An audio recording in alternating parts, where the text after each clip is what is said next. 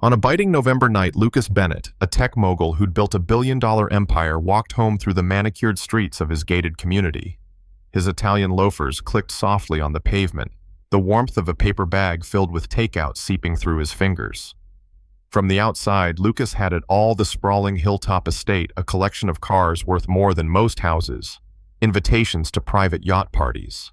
But his mansion was empty, and his life echoed with the kind of silence that eats at you. That night was supposed to be like any other: eat dinner alone, review a few contracts, maybe pour a scotch to fill the void. But fate had a different plan. He stopped by a stone bench to dig for his keys, his phone pressed to his ear as his assistant rattled off the week's meetings. That's when a flicker of movement caught his eye. A boy, maybe 10 years old, skin dark as midnight and clothes hanging off his frail frame, was creeping toward the bag of food. Lucas spun around, startled. "Hey!" he barked, lunging forward. The kid snatched the bag and bolted down the sidewalk like a rabbit running from a hawk. Lucas chased him. It was instinct more than anger that fueled his stride, his polished shoes pounding the pavement as he closed the distance. He grabbed the boy by the shoulder, spinning him around with more force than intended. The kid stumbled, clutching the bag to his chest like a lifeline. "Please, sir. Please don't take it back," he begged, his voice cracking. "My sister hasn't eaten in 2 days." Lucas froze. He'd expected a punk kid looking for trouble, but up close he saw the truth. The boy's leg was wrapped in filthy strips of fabric soaked through with dried blood. His jacket was threadbare, his shoes held together with duct tape. This wasn't a thief. This was survival. The boy ripped himself free and ran, but instead of heading toward the safety of streetlights, he darted into the shadows of the abandoned industrial district. Lucas could have stopped there, called security, written this off as a weird story to tell over drinks. But something about the boy's desperation, the trembling in his voice, cut deep. Against every instinct he'd honed as a businessman, he followed. They weaved through crumbling streets where streetlights hadn't worked in years past, graffiti-covered warehouses and boarded-up windows. Lucas's heart pounded not from fear, but from something he hadn't felt in decades: empathy. He found himself outside a collapsing apartment building, the door barely hanging on its hinges. Inside, a faint glow flickered. Lucas crept closer, peering through the crack. The boy knelt beside a pile of blankets, gently coaxing a little girl awake. She couldn't have been more than 8, her face pale and sunken. "Lila, look what I got us," he whispered softly, opening the containers like they were treasure. He handed her a dumpling, then another, making sure she had the biggest share before taking a single bite. Lucas's chest tightened. He saw himself a scrawny kid from a forgotten neighborhood sneaking food to his little sister when their parents worked double shifts. He remembered the winter she got pneumonia because the heat got shut off. He remembered holding her cold hand when she slipped away at 16. He'd buried that memory under years of ambition, but watching this boy and his sister felt like a punch to the gut. He stepped into the room, and the boy shot up, arms out like a shield.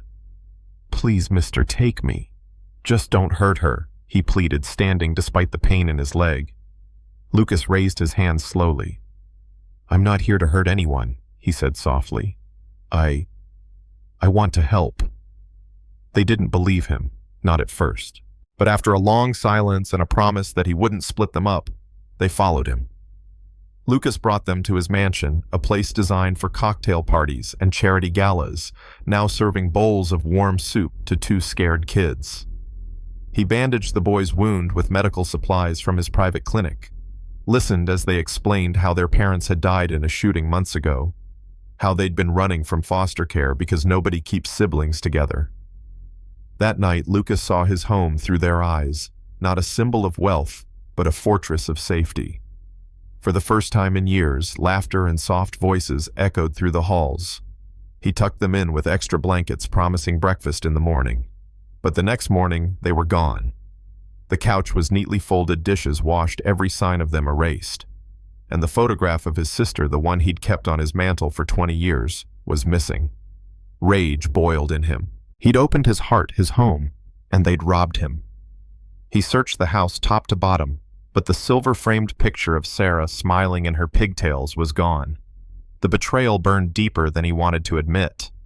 He called in sick to every meeting, wandered the neighborhood asking if anyone had seen two kids.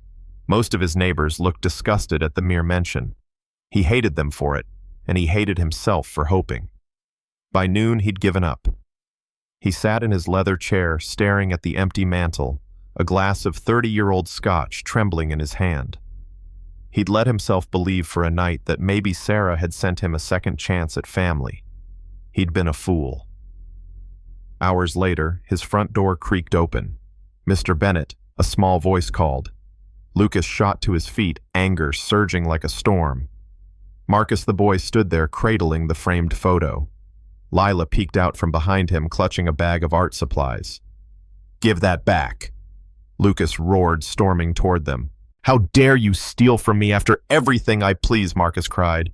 "We can explain." But Lucas was shaking the words, cutting him like knives. His chest tightened, pain radiating down his arm.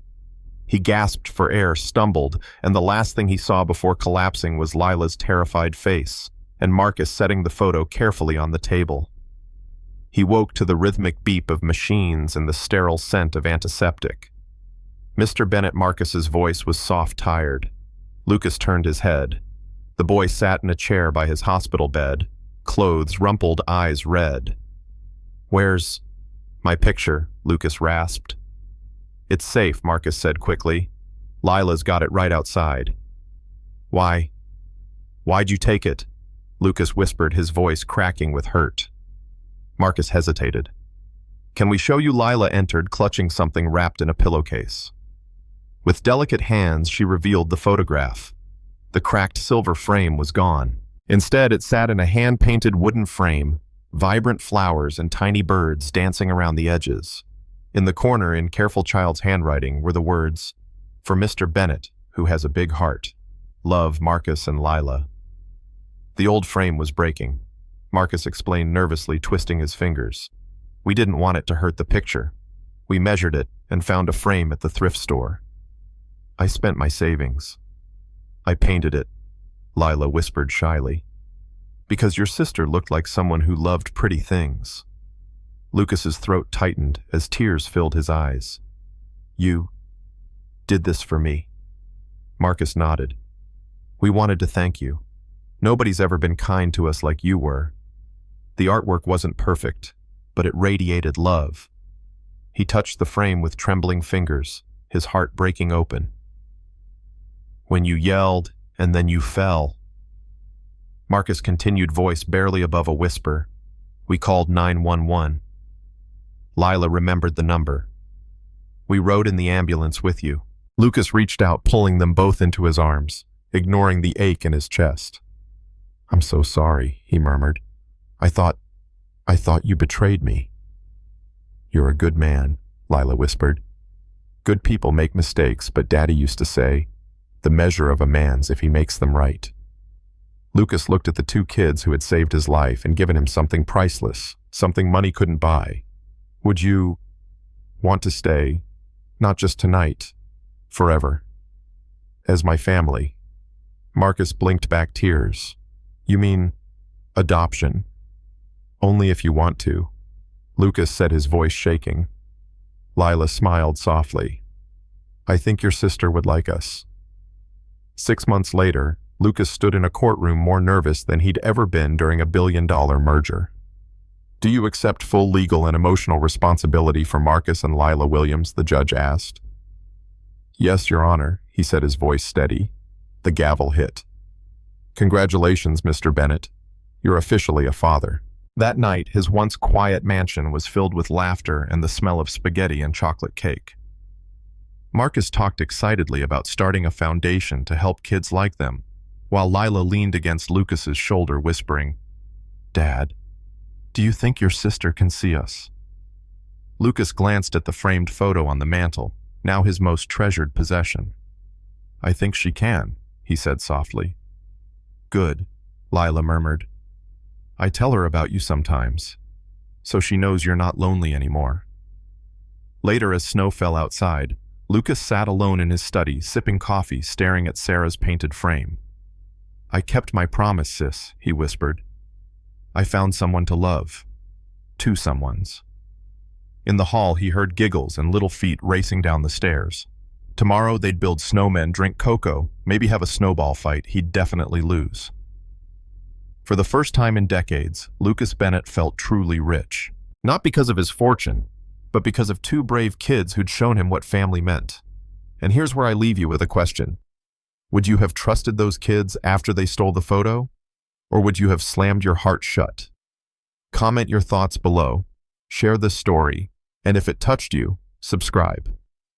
Maybe just maybe we can all learn what wealth really looks like.